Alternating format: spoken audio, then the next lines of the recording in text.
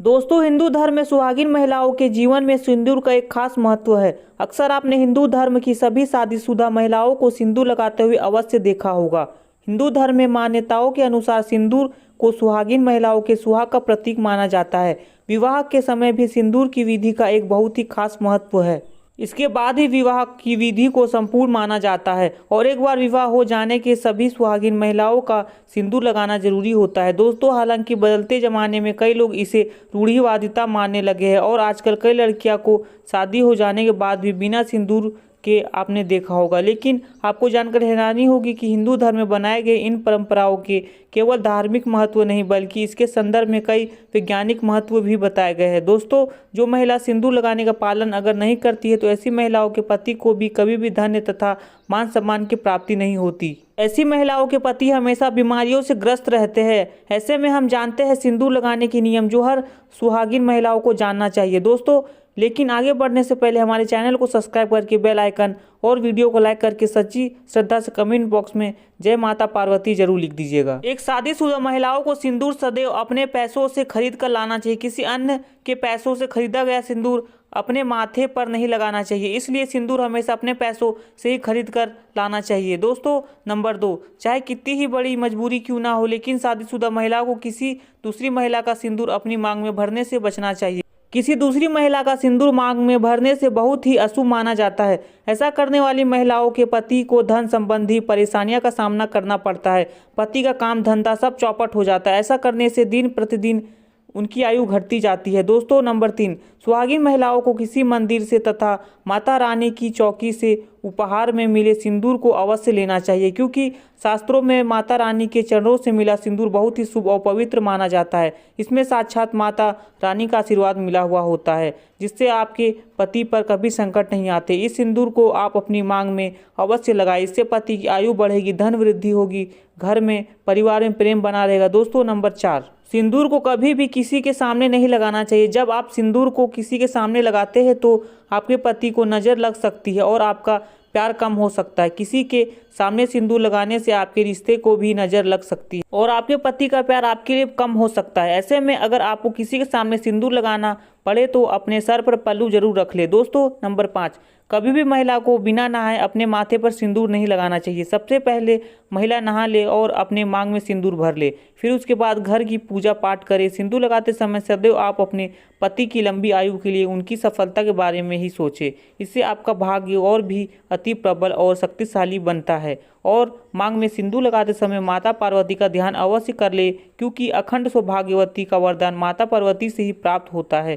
शादीशुदा औरत को हमेशा अपनी मांग में सिंदूर लगाकर रखना चाहिए, क्योंकि वो शादीशुदा है, ना कि विधवा। एक स्त्री को सदैव शादी होने के बाद रंग रूप में रहना चाहिए। घर में अगर किसी भी तरह का सूतक है या फिर मासिक धर्म के दौरान यह आपके ऊपर कोई मुसीबत क्यों ना आ जाए, ऐसे में शास्त्र कहता है जब तक आपका पति जीवित है तब तक आपको 365 दिन हर हाल में अपनी मांग में सिंदूर भरना चाहिए। सिंदूर लगाने के बाद महिला अपने आप ही पवित्र हो जाती। किसी कारणवश अगर आप बाल नहीं धो पाती तो आप अपनी मांग में सिंदूर भर ले, आप पवित्र हो जाएंगी और पूजा पाठ आप कर सकते हैं। जो महिला अपनी मांग में सिंदूर नहीं भरती दरअसल वो अपनी पति की मृत्यु का कारण बनती है। इसलिए माता सीता कहती है कि मांग अवश्य भरना चाहिए। दोस्तों, नंबर 7, सिंदूर का गिरना बहुत ही बड़ा अपशगुन माना गया है। इसलिए हमेशा ही बच्चों की पहुंच से दूर रखें। सिंदूर को सुरक्षित स्थान पर रखें, क्योंकि सिंदूर के गिरने का डर रहता है। सिंदूर जब गिरता है तब पति पर कष्ट आते हैं, घर में क्लेश बढ़ता है और माता पार्वती क्रोधित हो जाती है। सिंदूर गिरते ही माता रानी से क्षमा अवश्य मांगे। नंबर 8, मांग भरने के लिए आप हमेशा ही सूखे सिंदूर का ही इस्तेमाल करें। आजकल मार्केट में कई तरह की लिक्विड सिंदूर भी उपलब्ध है, लेकिन इसे लगाना अच्छा नहीं माना जाता है।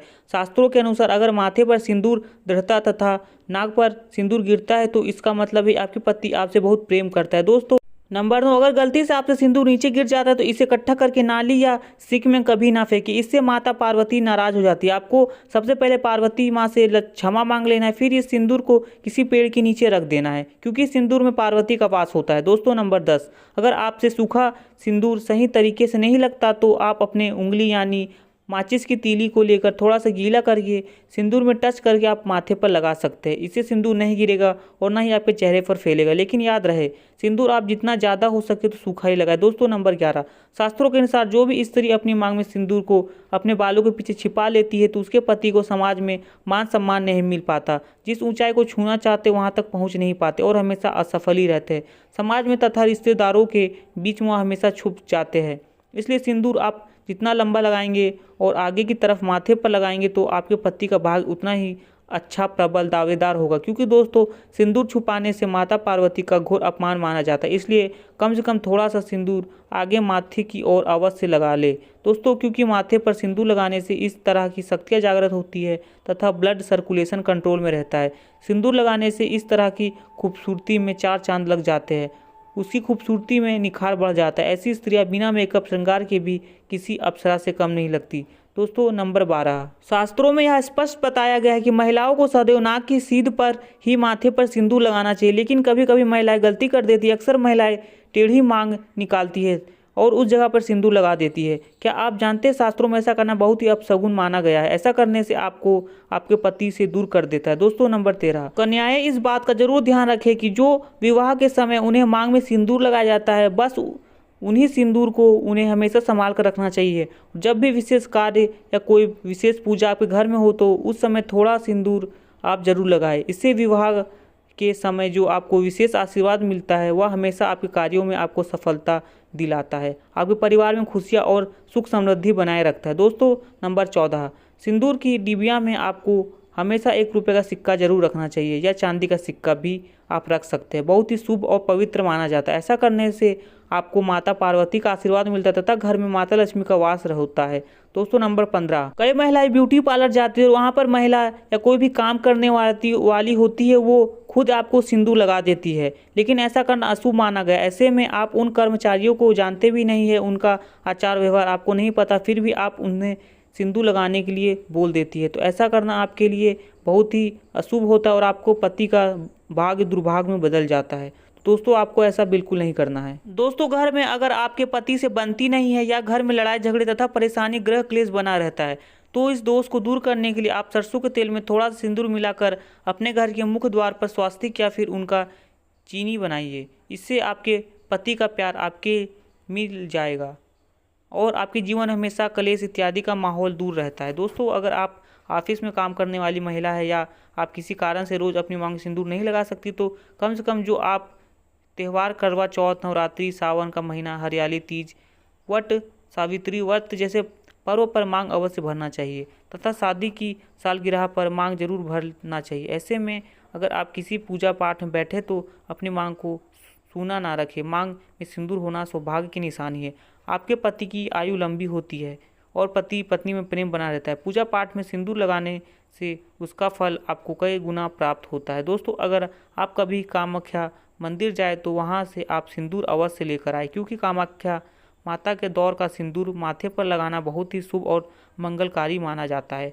वहाँ का सिंदूर चमत्कारी गुणों से भरपूर, इसे अगर आप रोज़ लगाते हैं तो सदैव आपके घर में खुशियाँ बनी रहती है। ऐसी महिला सदैव सौभाग्यवती बनी रहती है और पति पत्नी के बीच रिश्ता हमेशा प्यार भरा बना रहता है और प्यार में मजबूती आती है, कभी रिश्तों में दरार नहीं आती। दोस्तों सिंदूर माता पार्वती का प्रतीक है। तो जाते जाते कमेंट बॉक्स में जय माता पार्वती जरूर लिख दीजिएगा। फिर मिलते हैं ऐसी अच्छी वीडियो के साथ अगली वीडियो में।